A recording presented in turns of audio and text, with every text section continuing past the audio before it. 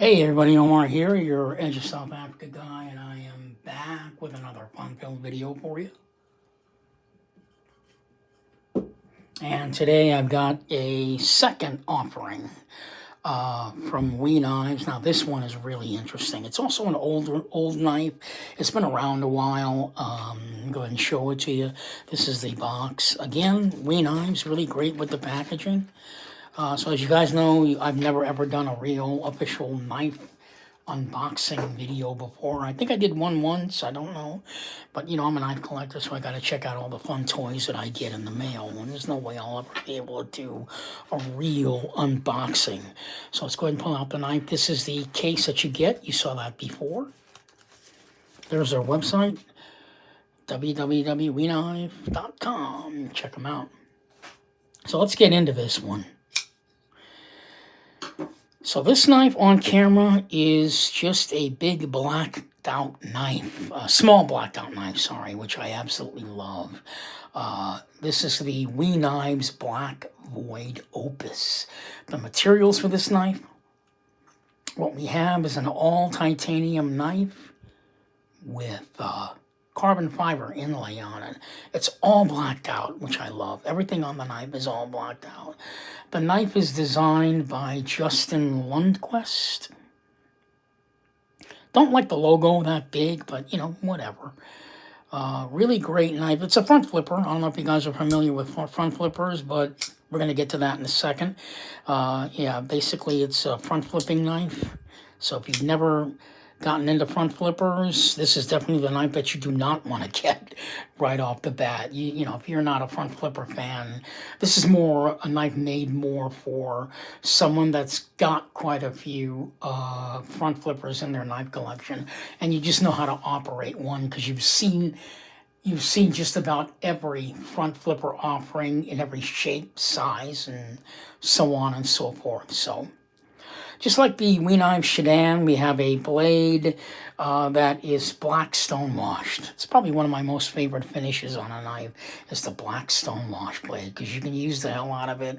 You can't even see any scratches on it if you were to use it. Another reason why I like it. Again, Justin Lundquist design. This is a sort of a sub liner lock. So what they did was they actually have a piece of the titanium cut out of the knife, and they have this little cutout section here. But actually, the liner lock's actually screwed into the titanium, going all the way down. Looks like all the way down, almost to where you can see my finger down here. It's screwed on the inside there, leaving this little cutout for you to be able to access the liner lock to open and close it with ease. Blade steel on this again is a CV20 steel. What we have here is, I'm going to say this is the blade shape. This is sort of a chisel grind. Now this is, I'm going to show you this kind of weird, is the centering on it. Are you guys ready? Because this is really strange. I don't know if you can see that, but take a look at in the light. Take a look at that. The blade is all the way over to the side, so it looks like it's off-centered, but actually it's not off-centered. It's actually perfectly centered. I'll show you. Here, look. If I hold it up in the light, the way you can tell that the knife is perfectly centered, you don't want to look at towards the end of the blade. You want to look at the spacing of the knife on both sides of it. Can you see that? Where over here there's a little bit of the space there, perfectly even, and even over there, it just looks like it's off-centered. And the reason that is because this is a chisel grind. It's only sharpened on one side of the blade. I wish I had paper so I could show you that it's just as sharp. I don't have any. Sorry about that, but as you can see, there's nothing here. It's just completely flat. And then on the other side, there's the sharpen. That's where they sharpen it, right there. And it doesn't really affect the blade cutting at all. It's just cut on one, it's just sharpened on one side of the blade. So it's called the chisel grind. And the way the off-centering looks, even though it's not off-centered, it looks like it's off-centered. Basically, this is a knife that if M.C. Escher, the artist M.C. Escher, who died in 1972, if he made a knife or if he were a knife maker, this would be it. You know, where you have the blade sort of swooping all the way over to the right side of the blade, making it look like it's off-centered. It's just, I just thought that was kind of cool. That would actually throw a lot of people off. I just think it looks kind of cool. I also love the fact that the blade is completely blacked out. That I love. So just like with the last knife, let's go ahead and get into the specs of it real quick. Just your basic specs. I don't want to go overboard and go through everything. So the overall length of this knife, pretty much from head to toe, is right around 6.875 inches. The blade length on this knife is right around 2.875 inches. The blade grind obviously is a chisel grind. The blade style is a drop point. If you'll excuse me, I got some knives I could show you size comparisons. I didn't do that on the Shadan, so I do apologize. I'm going to go take out some knives that I have and compare the sizes. I'll be right back.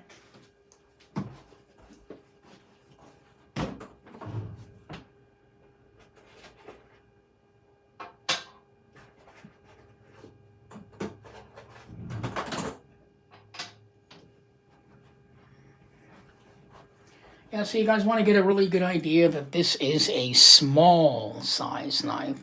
So I've got quite a few knives here that I can show you that are right around the same size. Starting with the ZT. Yeah, so this is the ZT 0900 Les George design. Almost forgot the name of that one. This is long gone, discontinued. This knife was made in 2007. So this is the ZT 0900, no longer made. Here it is up against the Benchmade mini bug out, the small bug out one. So as you can see, the size is, you know, it's a small knife. It's a small knife relatively.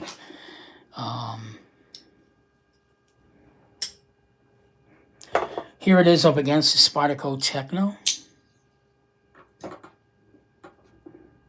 Techno, so it's sort of, it just kind of is borderline right around that small size knife, because obviously it's larger than the mini bug out. It's also larger than the Spyderco Techno there, but it's still in the range of a small knife. I mean, if I were to put it up against the Spyderco Swiss Bowie, you could see just how small it is. So this is more of a regular size knife. Blade length on this is 3.4. Again, this is 2.88 inches, so it's not quite 3 inches, right? So there you go. So other aspects of the knife, besides this being a chisel grind and this being a sub-frame lock, is the front flipper. It's really interesting. Let's talk about the front flipper for a minute. You can't even see the front flipper on this knife. It's just, looks like it's not even there. Well, how am I supposed to open it? If you look closely, and it's kind of hard to look close on this knife because everything is all blacked out, which ironically is the reason why I love the knife. But you can see there's jimping on here at the top.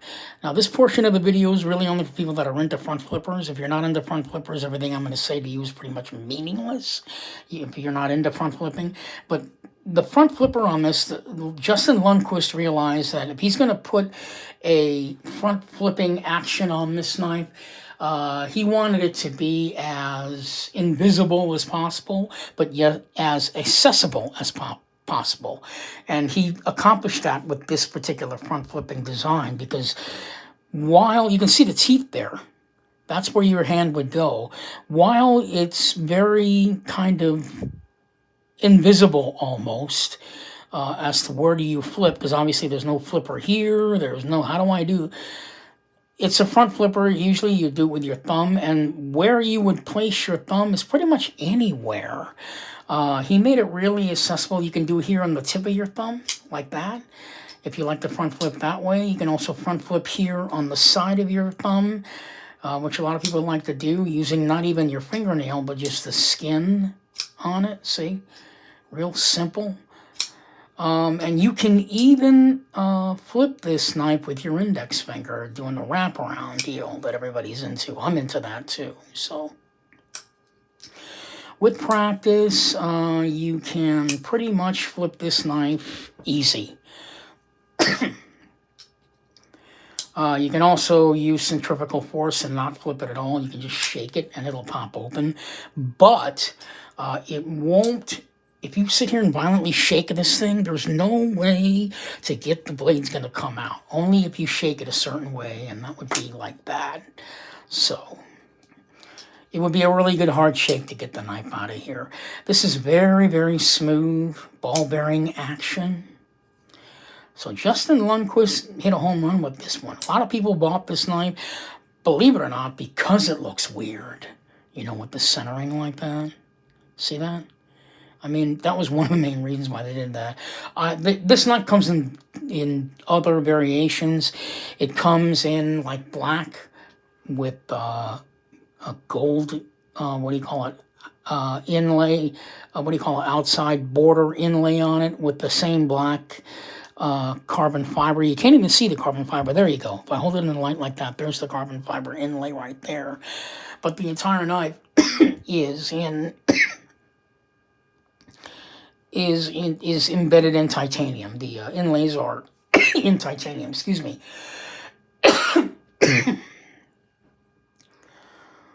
It's just when you get this thing in your hand, it's just a real solid knife for such a small offering. Real solid. Good ergos. It fills your hand very well, I'll say that. No jimping, but that's not a deal killer for me. But the way that the knife was shaped, I don't think you would need the jimping, because most of your tasks are going to be done this way or this way. You know, where you need to have more intricate cuts. It's got a slight belly on it, but you can't really do much drawing cuts with this. Piercing, pretty good, but not drawing. Definitely good for just pushing down type of cuts. Really well done there. So, again, it's got at least a good couple of good purposes for a good all-purpose blade for just about any task. Not as flexible as the Shidan you guys saw a few minutes ago, where you have at least a little bit of the belly for the drawing cuts. You've got this piercing ability over here, and you can still do like straight cutting down task over here with this portion of the blade. So you got a lot of offerings with the Shidan. This one, probably more towards piercing and just straight down cuts. You might be able to do some drawing, but I'm going to have to be honest with you, I think it would be a little bit difficult because it's practically almost Warncliffed out of there, if you want to excuse my expression, but it just seems like it's almost like a Warncliffe with a very slight curvature to the blade there. So, minimal drawing. How about that? Minimal drawing cuts on it. Pocket clip is sweet. Deep pocket carry on that. You would only, in fact, it would only stick out maybe about 7/8 out of your pocket. You probably wouldn't even be able to see it if it's in your pocket. Very tiny clip, though. You know, I thought the clip should have maybe, instead of ending here, maybe it would have been better if it came up to about here. Just a little bit more out this way. I think the pocket clip might have been a lot more better, but because it's such a small knife, I don't think it makes that much more of a difference. It'll stick in your pocket really well. You're not going to have a problem taking it in and out. Plus, it is a deep carry, so as deep carry as you can get with a knife this size. So, again, the Justin Lundquist offering from Weknives, the Black Void Opus. that is it for this video. I said just about everything I could possibly can about it. If you guys have any questions, please feel free to make comments. Now that I am back and I figured out the stupid orientation problem with YouTube, yeah, I'm going to try and make sure my videos are a little bit better again, because this is just these 2 videos I just did for you, they were kind of rough. I'm trying to get back into doing videos again, so, you know, we'll see what will happen. Hopefully they won't change YouTube too much or do something weird that I have to figure it out again, because I really don't want to do that. So I will see you all in my next video. I do have another knife coming, but that's in the far future. Otherwise, that's it for me. This is Omar, the South African knife guy. I'll see you guys later on in the next video. Thanks so much for watching, and you guys have a fantastic Sunday.